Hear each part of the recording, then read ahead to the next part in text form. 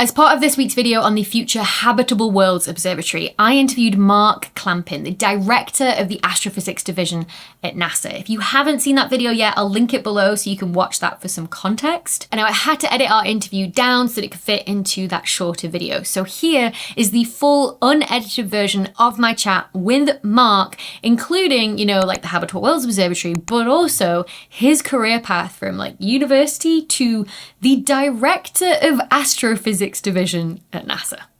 So my name is Mark Clampin, and I'm the Director of Astrophysics at NASA headquarters. So before we get to the Habitable Worlds Observatory, can you explain what you do in your role as Director of Astrophysics at NASA? So the role of Director of Astrophysics is very broad. So I'm responsible for all of the research and analysis programs that we undertake in support of NASA's astrophysics missions, and then also other things like laboratory astrophysics theory, and then a large component of what we call APRA programs, which are technology development for trying to infuse technology into future missions. So that's the research and analysis part. I'm also responsible for long-term strategy. So every decade we get the National Academy's Decadal Survey, and I'm responsible for thinking about how we actually set a strategy to implement that within the context of the whole program. And then, of course, we have the programs that we both compete. So selecting competed missions is an important part, for instance, mid-class Explorer programs. And then finally, finishing the program of record, which is the last decadal recommendation. So in my case, it's making sure that we complete Roman and get it launched on schedule. So that sounds like it requires a lot of long-term thinking. How long have you been in that role for? And what missions have you seen come to completion? And which missions are you hoping that you'll see come to completion as well? So it does require a lot of long-term thinking, because you really have to, for the decadal survey, you're talking 1 to 2 decades. And how do you lay out a really large program? For some of the simpler recommendations, is just making sure that you can accommodate it within the budget and that you've prioritized things correctly. So in the case of the current decadal, I started this position 1.5 years ago, and we were just getting ready to go with the first decadal recommendation, which was a new astrophysics probe mission 9, which is going to be roughly $1 billion class missions. And we got that done very quickly, put the announcement on the street, and we're now in the process of making the selections. So I'm looking forward to that. In terms of things that I've launched so far during my 1.5 year tenure, not so much. So our next launch will be 2025, when we launch the Sphere-X mission, which is a mid-class Explorer that will study basically do an all-sky spectroscopic survey in the near-infrared. And then, of course, the Roman Space Telescope, Nancy Grace Roman Telescope, will launch sometime in 2027.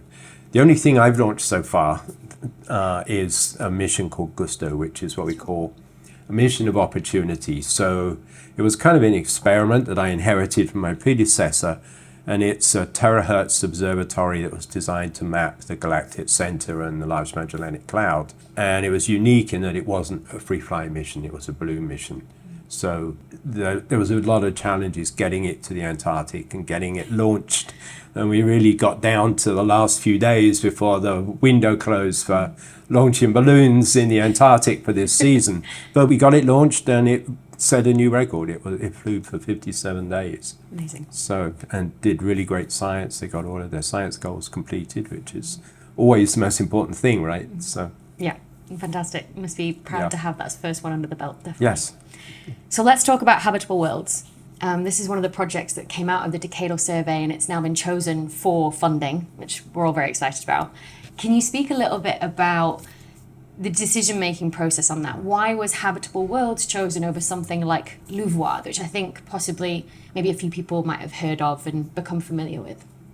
So Habitable Worlds as a concept was proposed in the Decadal Survey, and the Decadal Survey said, we want you to build a 6 to 7 meter space telescope to work in the visible, survey the nearest 200-300 stars looking for evidence of habitable planets, and do a large general astrophysics program. And, this is normal. All of NASA's flagship missions, and Habitable Worlds Observatory is a flagship, have done more than just, the science goal that they were built to do.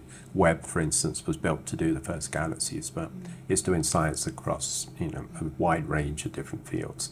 So the way that the decadal works is that they normally commission studies from NASA. So NASA actually studied 4 different mission concepts. There was one called HabEx, there was LUVOIR, and then there was a far-infrared mission called Origins and an X-ray mission called Lynx. And the decadal survey panel really took HabEx, LUVOIR, kind of did a mind meld, recommended a high-level set of goals, and then they kind of just say, okay, NASA, now go figure out how to do this. And that's where we are. So this decade was tough, right? So we started with COVID. Decadal came out a little late compared to some other years. So we kind of feel like we need to sort of move fast, as we sort of roll into the middle of the decade to make sure that we keep this program moving and get it going. So we gave it a name that we thought was reflective of both the science and the fact that it was a general astrophysics observatory.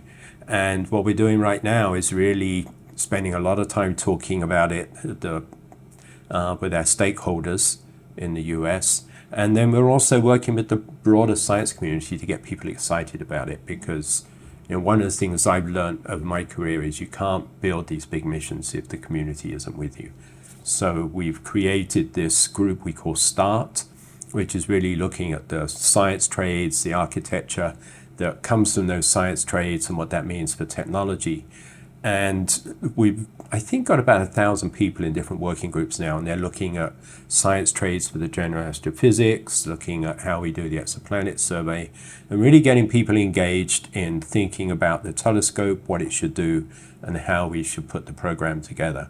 So can you talk a little bit about what the Habitable Worlds Observatory will give us that's different to what we've ever had before? Because we're studying exoplanets now with Webb, with JWST, and we're sort of talking about the excitement of, it's giving us these things that we've never seen before. So what will Habitable Worlds give us that's sort of like the next step? So let me put this in a broader context. So one of NASA's strategic goals is the search for life. And we don't just think about that in astrophysics, we also think about it in planetary science. So we have a number of missions that are looking at the search for life, for instance, maybe in the past on Mars, and also the moons of Saturn and Jupiter. In astrophysics, we're in a place now where Webb is doing really amazing science, doing spectroscopic studies of the atmospheres of exoplanets. But we're really just doing the transiting planets, and that's a relatively small fraction of the planets that are out there. And because of the sort of selection effects in how we do transit science, we're really sort of tying ourselves to looking at exoplanets around very late type stars, red dwarfs. They always, of course, orbit very close to their parent stars.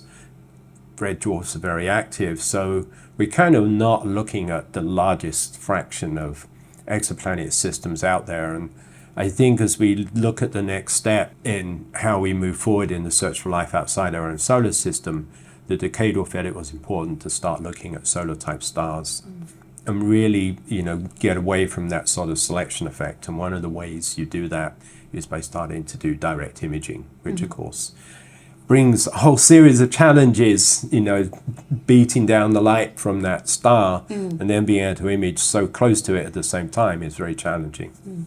And so how will Habitable Worlds do this better than, say, JWST? So if you look at the coronagraphs on JWST, most of them can achieve contrasts of around 10 to the minus 5. And for instance, to see the pale blue dot around the nearby star, you're talking about contrast levels of 10 billion. Right. So the bottom line is you can't suppress enough light from the central star with JWST, and you just can't get close enough to the central star to be able to image the planets. Not the least because you're working in near infrared with JWST. Yeah. So going to the visible makes things so much easier. And the other fact is that we just need to go 1 to 2 orders of magnitude down in contrast compared to the next big space coronagraph we're building, which will go on Roman. and we need to go about a factor of 100 times more stable with the telescope than we are currently with JWST, which I should say is really knocking our socks off here, just how stable it is. It's just sitting there rock solid at a few nanometers over weeks. So is getting that more stable and getting that contrast, is that something to do with the coronagraph or the telescope itself? It's both. There's an interplay between the two. So we need a coronagraph that really delivers the raw contrast to the order of 10 billion, and then we need to hold the wavefront error going into the coronagraph really stable at the tens of picometer level over the control cycle. So it's a very challenging problem. Yeah, so it's going to be all hands on deck for that coronagraph in the next couple of decades. Yeah, exactly. Yeah. But it'll be exciting. It will be, yeah. I'm very excited to see, what technologies come out of it as well. So obviously you, I presume, got into this job through a path similar to mine in terms of research, as a PhD and then research. So you have your own science as well. What questions are you hoping that the Habitable Worlds Observatory will answer in terms of what science is close to your heart? So my research has always been studying debris disks and then trying to directly image planets. So my interests really kind of lay right on top of what we plan to do with Habitable Worlds Observatory. I will say I spent a lot of my career as well working on instrumentation. So I built the 3 focal planes with our partners, Ball Aerospace, for the advanced camera on Hubble. And then I worked on James Webb for 14 years as the observatory project scientist. So I always find it very gratifying working on these programs and seeing them come to fruition and see them actually deliver the science that we built them to do as well. So I think people will be really interested to hear how you go from, university to becoming the director of astrophysics at NASA as well, because you're British and obviously NASA is the American Space Agency. How did that work, and what did that path look like for you? So I completed a PhD working on instrumentation, and I was actually invited by my first postdoc supervisor to come and work at the Space Telescope Science Institute with him, developing both cameras to do photon counting and also to develop coronagraphs.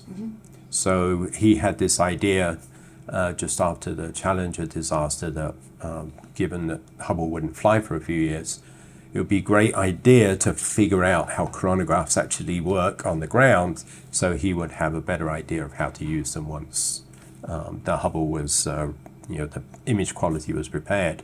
So I worked with him for several years on developing these coronagraphs, using them on ground-based telescopes. And then I actually got a position at the Space Telescope Science Institute, and I spent pretty much the next decade working on Hubble service emissions. So I was an instrument scientist on service emission 1 and 2, and that was more than just working on the instruments. It was interacting with the astronauts who were going to put the instruments in, working with the science teams, doing all the planning for the EVAs. So it was a really exciting work that encompassed a lot more than just thinking about the science and how we were going to calibrate the instruments, serve the science community. I was lucky enough to be invited to join the advanced camera team very early on by the PI, Dr. Holland Ford. And so I ended up being the detector scientist, and my job was on the science team was to work with the contractor who was building the instruments and basically deliver the 3 focal planes. So I did that, and just as we were finishing that, we installed it in Hubble in 2002, and I spent 6 months after that just starting to work with the data, and I was invited to go to work with Dr. John Mather, the Nobel Prize winner, from 2006, and he wanted an observatory project scientist for James Webb. So I spent the next 14 years or so working as the project scientist. And people always say, well, what does a project scientist do, right? So I always tell people it's like being the science police, right? You work with the engineers, and your job is to make sure that, they work with you to make sure that all the requirements of the telescope are met. And when you have challenges, you have to sit down, roll up your sleeves, learn some engineering in many cases, and figure out a solution to the problem. So making sure that we didn't blow through our stray light requirement, making sure the image quality really did meet the levels that we had specified for it. So that was a lot of fun. And when we delivered the telescope to Northrop Grumman out in Space Park in California, I had the opportunity to apply for the Director of Astrophysics at Goddard. And from there, I became the Director of Science at Goddard. So then it was an opportunity to learn about all the other science that Goddard does, Earth science, which is kind of bigger than the other three sciences put together.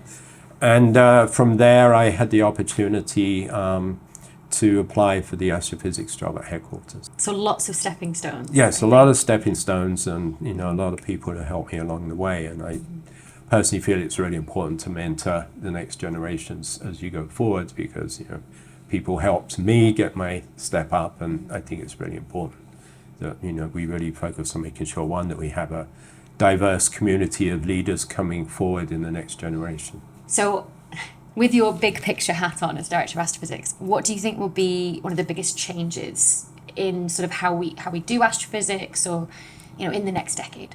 Yeah.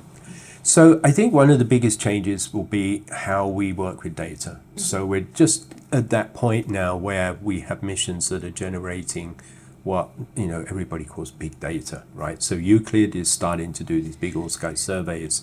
Yeah. In the US, we're planning to fly Roman in 2027. And one of my big concerns now is, how do I make sure that Roman data is not only available to everybody, but everybody can work with Roman data? Mm-hmm. And it's pretty clear to us already that you can't just download Roman data onto your laptop and do science the way we've always done it. So we have to find a mechanism that's equitable for the whole community, so that people can work with the data in a way that allows them to get their science done. And what we're doing is thinking about how we establish us on NASA Science Cloud, but also how we establish access to the NASA cloud with the computing resources in the cloud, so that you can basically work remotely on the data without ever having to bring it down, because the costs of pulling big data in and out of clouds are really prohibitive. And a lot of the science that we see people doing now is just becoming very exclusive if we don't find a way to make it accessible to everybody. So I think that's one of the really big challenges. And one of my challenges is making sure that we're ready for Roman to do that. Yeah. That was Mark Clampin, the Director of Astrophysics Division at NASA. A huge thank you to Mark for taking the time to chat to me. I hope that you also enjoyed the interview, and now you're as excited for the Habitable Worlds Observatory as I am.